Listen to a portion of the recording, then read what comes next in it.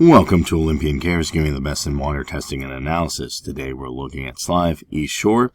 Staten Island residents are reporting to need to filter their water.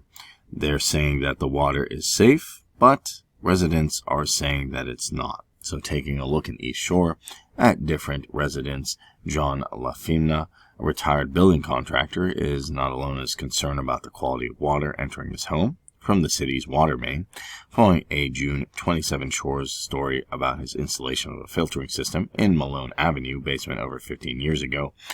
Other Staten Islanders contacted the Advance, reporting similar concerns and initiatives have had the same problem. As we can see the different filters here, and they're starting to get quite dirty. Anthony and Billy, a resident of Otis Avenue in Dorp since 1995, made numerous calls to the city agencies and finally gave up. He installed a filtering system in his basement 17 years ago, and the changes the filter every 2 weeks from March until the end of May. After that, I changed it once a month, he said. A former homeowner in Brooklyn, Amabile, explained that he changes his filters in his house and at the borough every 6 months. After moving to Staten Island, he found that the conditions required more frequent attention. I know it's time to change the filters when my wife tells me the water pressure has dropped in the shower, he said on June 27th. We never drink the water, and with the filter, our clothes come out definitely cleaner from the washing machine.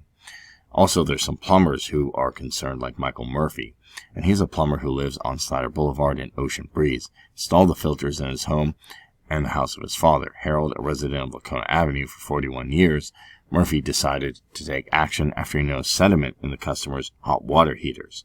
Now remember, it's not just drinking water, it can also be in hot water heaters, and there can be a lot of issues, and these Staten Island residents definitely are experiencing that. It builds up, he said. I think that accumulated sediment insulates the flame, increases the energy cost. It's a waste of energy. When the dry sediment is as fine as taculum powder and brownish, he told Advance, when we move customers' old hot water heaters, they weigh a ton from the built sediment inside, he claimed, and this bothers me because we're paying so much for water as taxpayers.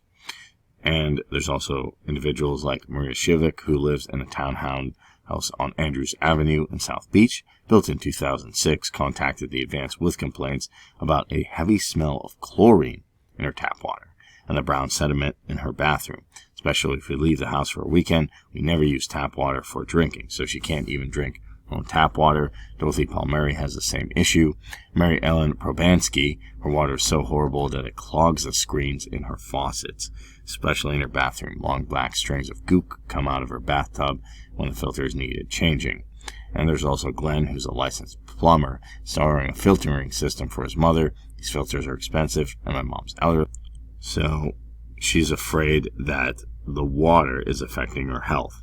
And that's a big issue. She used to keep all her used dirty filters since my brother installed the system, and she has a pile of them, very dark brown. So we can see a lot of complaints from these various residents in Staten Island in East Shore.